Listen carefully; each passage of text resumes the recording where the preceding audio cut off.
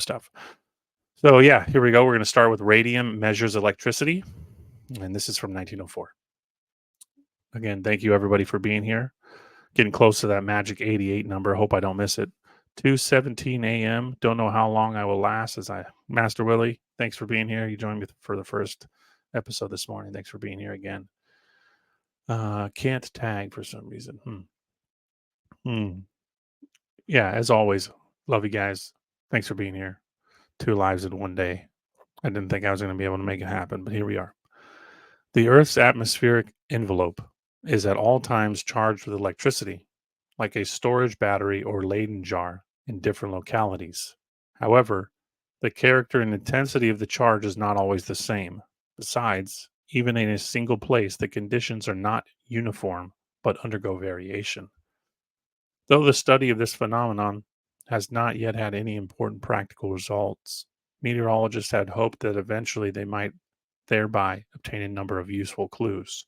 Now, this is going to tie into my more deeper alchemical materials relating to the ether, the fifth element called the quintessence, and ionization, and how radium was part of this quote elixir of life or the philosopher's stone, right? Because radium never lost its weight. It put out perpetual heat. It transmuted itself into helium, so on and so forth. But that'll be for another episode.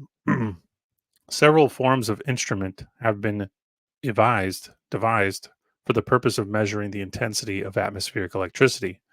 Now, this is a hot subject again with the kind of Antiquitech and Tartaria subject matter, and people have correlated the connection between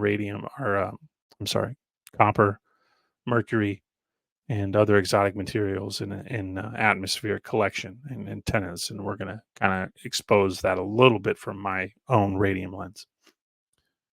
What is known as the water dropper, an invention of Lord Kelvin, has given more satisfaction than any other, perhaps, but it does not meet all the necessities of the work. For this reason, experiments recently reported from France possess special interest. We broke through the 88 number. I was hoping I'd catch it right on it, but we just gained 3 people. Happy 88, everybody. Again, thank you all for being here. They were conducted at an observatory in Parc Saint Maur under the auspices of Director Moreau. I'm murdering these words and names. I apologize. And with the cooperation of Professor and Madame Curie, the attempt was made to see if a small quantity of radium, suitably enclosed and placed in the usual elevated position above buildings, would not give the desired results. In the center of a thin copper disc, slightly over an inch and a half in diameter, a small depression was made. The radium was put in the cavity and a bit of aluminum soldered over it, so that the radium was hermetically sealed. From this device, a copper wire extended downward, like that from a water collector, and the usual electrometer was attached to the lower end, to indicate by its movements the strength of the current. For purposes of comparison, the old type of instrument was placed beside the new, each having its own wire and electrometer. The experiments were made with 3 different specimens in succession. The first had been made in 1899, and its activity was not known. It did not appear to be sufficiently sensitive, though, and hence was replaced with a second one. This had an activity 5,000 times that of uranium. It worked no better than the other. Strong fluctuations in the electricity would affect it perceptibly, but feeble ones did not. Finally, a bit of radium was used, whose activity was 30,000 times as great as that of uranium. The third specimen revealed the water dropper insensitiveness. The 2 instruments kept close together in all their indications. After 8 months, the last mentioned specimen seems to be as powerful as ever, though the combined action of the radiations from it and the water hurt the cover plate of aluminum. And the suggestion of Professor Curie, the cell has been covered with several coats of the best coat of varnish in place of metal, and the new method of protection is effective. In hope that some cheaper material than radium may be found to work equally, well, further experiments are in progress. Radium possesses several advantages which make it superior to the agencies formerly employed for measuring atmospheric electricity. The most important is that it will not freeze. Hence, it can be employed on mountaintops and in the Arctic regions where intense cold prevails. The record obtained thereby is not interrupted and is that of the water dropper, where dust gets into the fluid and checks its flow. The new apparatus can be easily raised than the old to high levels above trees and buildings, a consideration which will be better appreciated when it is remembered that elevation is essential to the proper working of any apparatus to test atmospheric electricity. The new device requires much less personal attention to keep it in order and practically no expense for maintenance. Now, that may be a little confusing, but as we get farther into this, I promise you it'll make more sense. So essentially, as I've been kind of stating with Madame Curie, she's a namesake, a marker for rediscovering old technology, and maybe not necessarily rediscovering it, but furthering their understandings of it. And yeah, like a lot of the stuff we talk about in this kind of reset culture that the Freemasons, walking into abandoned cities and having to get these dynamos that may have been there already, and these advanced hydroelectric systems and these atmospheric buildings back online, similar to these kind of geothermal advanced constructions back online. And she's been given the keys to the kingdom, so to say, and really she's just reverse engineering what already existed. So yeah, now we're going to move on to theory advanced that radium is the cause of lightning. This is from August 7th, 1934. And the kind of um, direction of this, again, as you saw with the thumbnail, is radio and radio broadcast. And we'll get into more of that further down the line. We'll talk about Marconi and the technology that went into all of those things. But this is just purely from the antenna and radium link, which we're going to correlate with the activity of ionization and how radium ionizes the air and excites electrons and electricity, and how that correlates to lightning and the relationship between lightning, magnetism, and volcanoes, and so forth and so on. We're going to talk about the largest lightning event ever recorded in human history and how that relates to volcanism. Connect all these dots together. Again, 96 of you, about to break 100. Thanks for being here. Appreciate all of you. So again, this is from 1934. Theory advanced that radium is the cause of lightning. The rocks are full of radium. From them come rays which are forever colliding with air atoms, wrecking them and thus making them electrically sensitive. Now, for those that are familiar with my radium work, this will be old news, but those that are new, we've covered some material about the oceans, particularly the oceans of the Gulf of Mexico, but all around the warmer oceans in the equator. But the Gulf of Mexico is the most dense water body in the world when it comes to radium, and correlating this with lightning has been very interesting. Um, yeah, so back at it. Where was I? The rocks are full of radium, forever colliding with air atoms, wrecking them and thus making them electrically sensitive. For over a generation, physicists have been aware of this effect, ionization. Attempts to measure it led to the strange discovery that instead of decreasing at great heights, it actually increased. Now, this is reinforcing some material I presented in my Anomalous America Colorado episode, where they did readings in the Rocky Mountains and found the air quality or density of radium was highest in Colorado, which is very interesting because Colorado was at one point the mecca of radium mining and may still be to this day. And the air, higher altitudes again, right, strongly supporting this fact. Attempts to measure it led to the strange discovery that instead of decreasing, okay, I read that, I apologize. The physicists shielded the instruments with lead to cut off the rays from the rocks. Still, the effect increased with the altitude. At last, it was concluded not only is there radium in the rocks to electrify the air, but also some powerful outer radiation.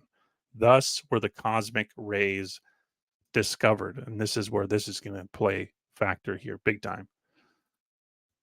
So cosmic rays, the relationship between the exchange of ionized atoms or electrons between the sun and other radium bodies, comets.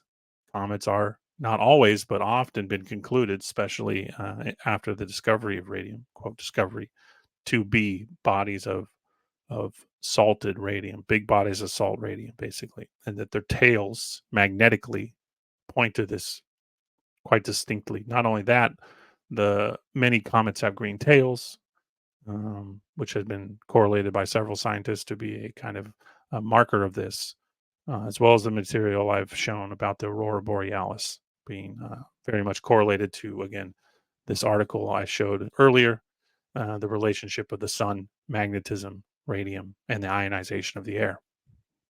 Just how radium was able to charge the atmosphere is a mystery that seems to have been cleared up by Dr. G.R. Walt and A.G. McNish of the Carnegie Institution at Washington.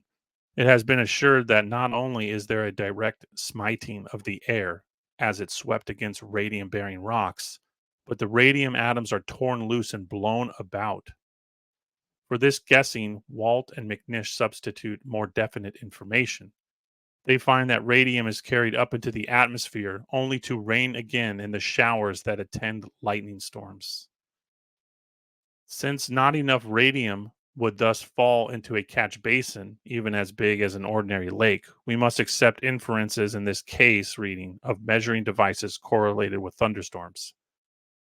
The agreement is so good that a case for radium rain is made out. Now, in following episodes, we'll get more into radium rain. All this dovetails neatly with the discovery made a few years ago in South Africa by Dr. B.F.J. Schoenland and J.P.T. Villoen of electrons which spout from volcano-like thunderclouds and which are almost as powerful as the cosmic rays. The clouds are tense with electricity, a generic name for electrons. Radium, lifted from the earth in much the manner pictured by Dr. Wallet and McNish, bombards the air molecules of the clouds with in essence, fire of particles. It is as if a match had been applied to gunpowder. The tense cloud can no longer contain itself. A terrific flash follows, and with a fountain of electrons, plays with sprays of penetrating rays, tumbling back not onto the earth immediately below, but on areas hundreds of miles away. So this will kind of tie into what I'm going to talk about with lightning strikes and these hotspot areas for lightning and how they correlate with ancient radium mining and radium springs. School books must now be revised to explain the origin of lightning in accordance with the new physics, as the philosopher will have occasion to marvel anew at the complexity of nature and the nice balance of her forces. Love that one. 109. Welcome. Welcome again. Second live stream today. If you didn't see my Anomalous America, Missouri episode from this morning, definitely check it out. Didn't even cover 30% of the material I wanted to go over, but that's always the case. I tend to ramble. Yeah, if you're loving the Radium series, make sure to let me know. Leave a comment, something you want me to check out. Don't be shy. Pass it along. Hit that thumbs up if you appreciate it. I definitely appreciate it. The radium stuff seems to be really popular, so I'm pretty pumped on that. Radium and lightning. This is an older one. I can't remember exactly. 1915.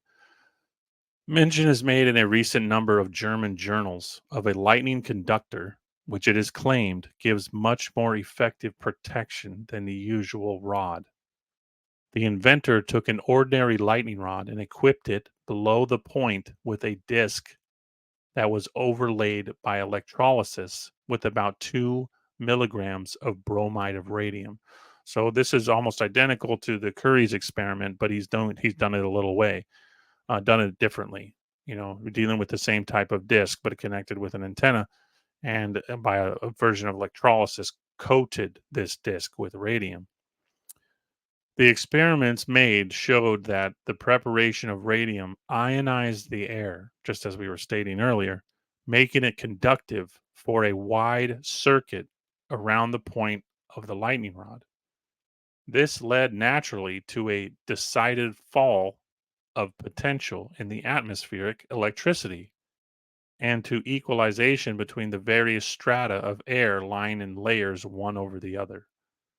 The charge of atmospheric electricity in these strata flowed toward the point through the air, which was still as good a conductor even at considerable distances from the point of the conducting rod and was carried from the point to the ground. Really important paragraph here, really important little snippet. Um, Again, really strengthening what I was saying about the kind of Antiquitech idea of antennas. And not only that, but you can kind of stretch this into weaponry. Right? Many of you are familiar with some of those old French um, journals about weaponry and all these buildings putting all this crazy flow of electricity into the air and these these knights um, conducting kind of electric battles. And yeah, I think it's certainly related to this. You could imagine what a little bit of radium um, on a spear or something along those lines in a electron rich environment. What kind of thing that could do? You know,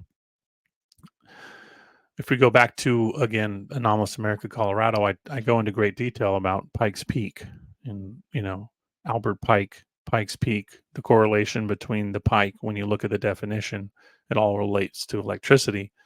And Pikes Peak contained quite a large amount of radium, as well as many other oddly magnetic substances. In addition to the increase of radius of action of the lightning rod, the ionization of the air by a preparation of radium seems to cause the carrying off of stronger currents of atmospheric electricity. Yeah, of course, as we stated, it gave the numbers right, 30,000 times more efficient, essentially. And as this article states, it not only electrifies the air, but it does it in a huge radius, drawing the electricity, into the building of sorts.